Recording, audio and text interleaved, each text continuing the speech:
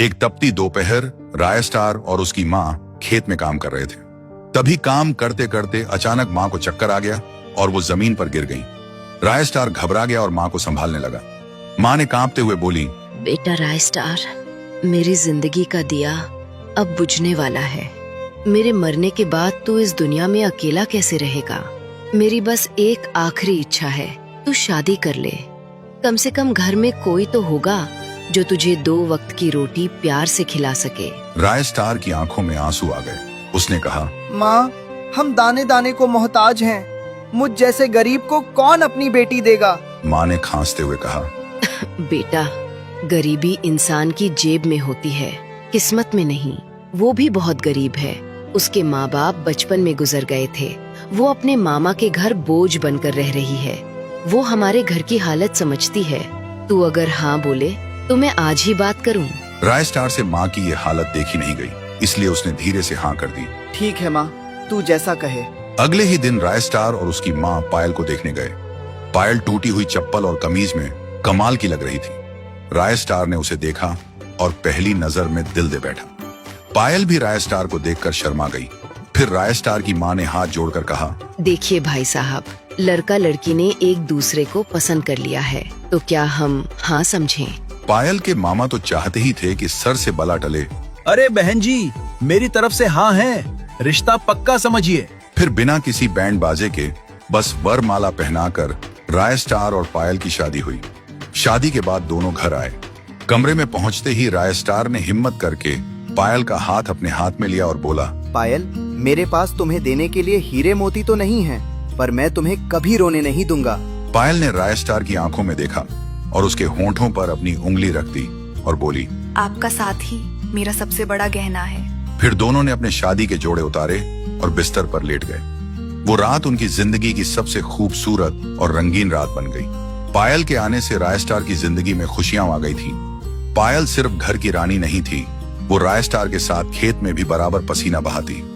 फिर दोनों साथ बैठकर रूखी सूखी रोटी भी हंसकर खाते।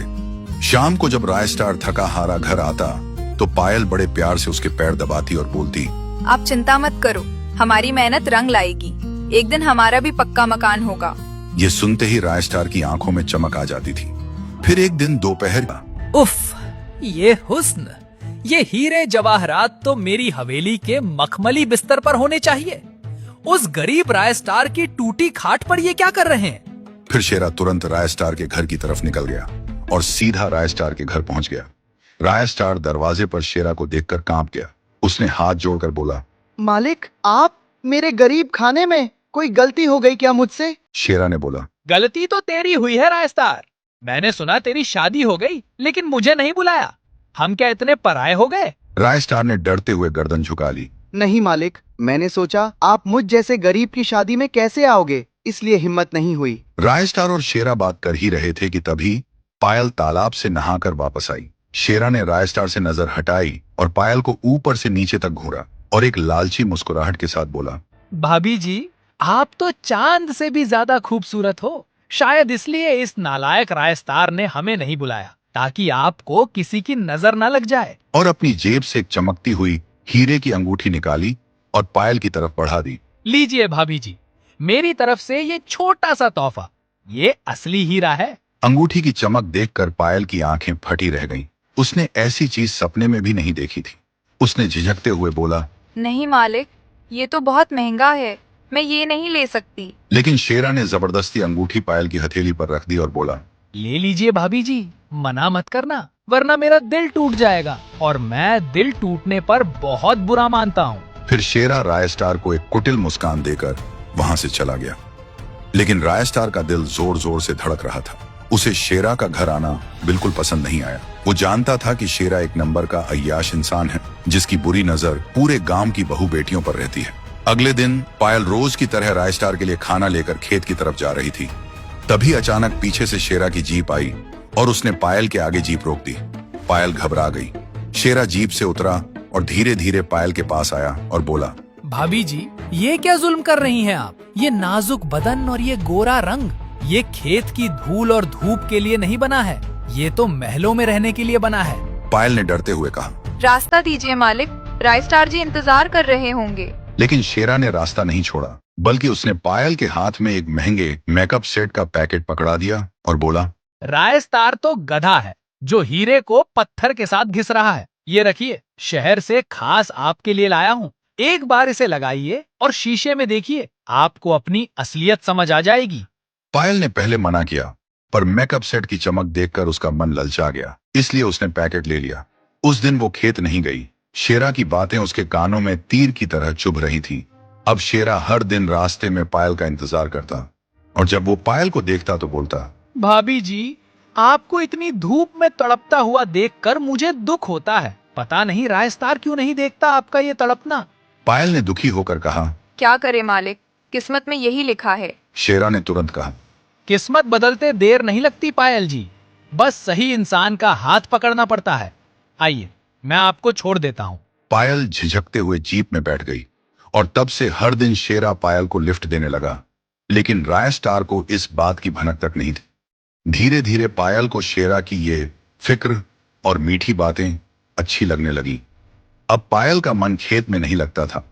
उसे लगने लगा कि रायस्टार उसकी खूबसूरती खराब कर रहा है, इसलिए उसने खेत में जाना बंद कर दिया और घर पर रहकर शेरा के आने का इंतजार करने लगी। फिर एक शाम जब रायस्टार भारी दोपहरी में काम करके थका हारा घर लौटा तो उसे जोरों की भूख लगी थी। उसने पायल से बोला, पायल, बहुत भूख लगी है, जल्दी से खाना दे दो। लेकिन पायल ने चिल्लाकर जवाब दिया, खाना खाना, बस खाना ही दिखता है तुम्हें। उस चूल्हे में फूंक मारते मारते मेरी आंखें जल जाती हैं, मेरे हाथ काले हो गए हैं। शेरा जी सही कहते हैं, मैं रानी बनने के लिए पैदा हुई हूँ, नौकरानी बनने के लिए नहीं। रायस्टार हैरान रह गया। शेरा जी, वो कब मिले तुम्हें? पायल ने बात पलट दी। वो रास्ते में मिले थे। तुम सवाल मत करो, मुझसे नहीं होगा अब ये धुएं वाला काम। अगर भूख लगी है तो खुद बना लो या भूखे सो जाओ। ये बोलकर वो गुस्से में ऊपर चली गई।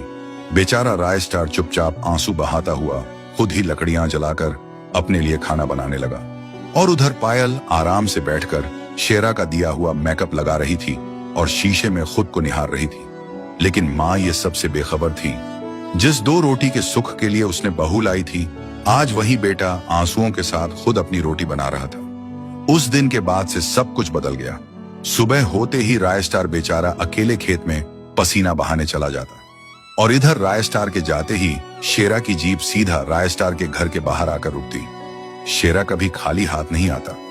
वो कभी महंगे कपड़े, कभी परफ्यूम, तो कभी गहने लेकर आता और अपनी बातों से मक्खन लगाता। एक दोपहर शेरा बड़े दुख से बोला, भाभी जी, मुझे बड़ा अफसोस होता है। रायस्टार आपके इस यौवन की कीमत नहीं समझता। देखिए खुद को, पहले आप खिले हुए गुलाब जैसी थी, पर अब तो आप बिल्कुल सूखी सूखी लग रही हैं। पायल ने मायूस होकर कहा। क्या करे शेरा जी, रायस्टार के पास वक्त ही कहाँ है मेरे लिए। शेरा ने मौका देखा और जहर घोल दिया। वक्त नहीं, प्यार नहीं है उसके पास। वो आपको प्यार नहीं दे रहा, बस आपकी जवानी चूस रहा है। एक औरत को सूखा नहीं रहना चाहिए भाभी जी। उसकी जिंदगी में प्यार का पानी होना चाहिए जो उसे हरा भरा रखे। पायल शर्मा गई और शेरा की आंखों में देखने लगी। शेरा ने अपनी बात आगे बढ़ाई। अगर आप चाहती हैं कि मैं आपकी सूखी जिंदगी में खुशियों का पानी भर दूं, तो बस एक काम कीजिए, रायस्टार को यहाँ से दूर भेज दीजिए, दुबई। पायल चौंक गई। दुबई? शेरा ने समझाया। हाँ, उसे बोलिए वहाँ जाकर पैसा कमाए। जब वो दुबई चला जाएगा तो वो वहाँ नोट छापता रहेगा और हम यहाँ असली जिंदगी जिएंगे। ना कोई रोक टोक, ना कोई डर। पायल को लगा शेरा सही कह रहा है, फिर बोली, पर शेरा जी, उसकी बुरी माँ का क्या होगा। शेरा ने हंसकर कहा, अरे वो बुढ़िया तो वैसे ही सूखा पत्ता है, आज गिरी या कल क्या फर्क पड़ता है। जब बेटा पास नहीं रहेगा तो उसकी याद में वो वैसे ही दम तोड़ देगी, फिर घर पूरा हमारा। शेरा की बातों का जहर पायल के दिलो दिमाग पर पूरी तरह छा गया। फिर शाम को जब रायस्टार थका हारा घर आया तो उसने पानी मांगा, लेकिन पायल ने गुस्से में बोला, बस यही जिंदगी रह गई है मेरी। तुम्हारे इस सूखे प्यार और गरीबी ने मुझे मार डाला है रायस्टार। देखो पड़ोस की औरतों को कैसे रानी बनकर रहती हैं। रायस्टार ने समझाया। पायल, मैं मेहनत कर रहा हूँ ना। पायल चीख पड़ी। तुम्हारी मेहनत से मुझे 2 वक्त की रोटी मिल रही है, खुशी नहीं। देखो लोगों को कैसे दुबई जाकर पैसा कमा रहे हैं, तुम्हें भी वहाँ जाना होगा। रायस्टार हैरान रह गया। दुबई? परदेश? पर मैं तुम्हें और माँ को अकेला छोड़कर कैसे जा सकता हूँ? पायल ने तुरंत नाटक करना शुरू किया। तुम माँ की चिंता मत करो राय स्टार, वो सिर्फ तुम्हारी माँ नहीं, मेरी भी तो माँ है ना। मैं हूँ ना उनकी देखभाल करने के लिए, तुम उनकी फिक्र मत करो। राय स्टार फिर भी हिचकिचा रहा था। तब पायल ने वो आखिरी चाल चली जो शेरा ने सिखाई थी। राय स्टार, अगर तुमने दुबई जाने से मना किया तो मैं आज ही जहर खाकर अपनी जान दे दूंगी। राय स्टार डर गया। नहीं पायल, ऐसा मत करना। मैं जाऊंगा, मैं दुबई जाऊंगा। अगली सुबह राय स्टार के जाने का वक्त आया। राय स्टार ने अपनी बूढ़ी माँ के पैर छुए। माँ की आंखों में आंसू थे। फिर कहा, माँ, अपना ख्याल रखना और उस पगली का भी ध्यान रखना। वो अभी नादान है, उसे अकेला मत छोड़ना। माँ ने रोते हुए सिर हिलाया। फिर राय स्टार निकल गया। पायल ने दरवाजे से बस टाटा किया। उसकी आंखों में दुख नहीं, बस एक जीत थी। लेकिन राय स्टार को बिल्कुल पता नहीं चला कि जिसे वो नादान और पगली समझ रहा है, वो असल में एक चालाक लोमड़ी है जो उसे बेच चुकी है। तो दोस्तों, राय स्टार चला गया परदेस, अपनी बर्बादी की तरफ। अब राय स्टार के जाने के बाद शेरा और पायल क्या करेंगे? क्या माँ इस साजिश को रोक पाएगी? ये जानने के लिए कमेंट करें पार्ट 2।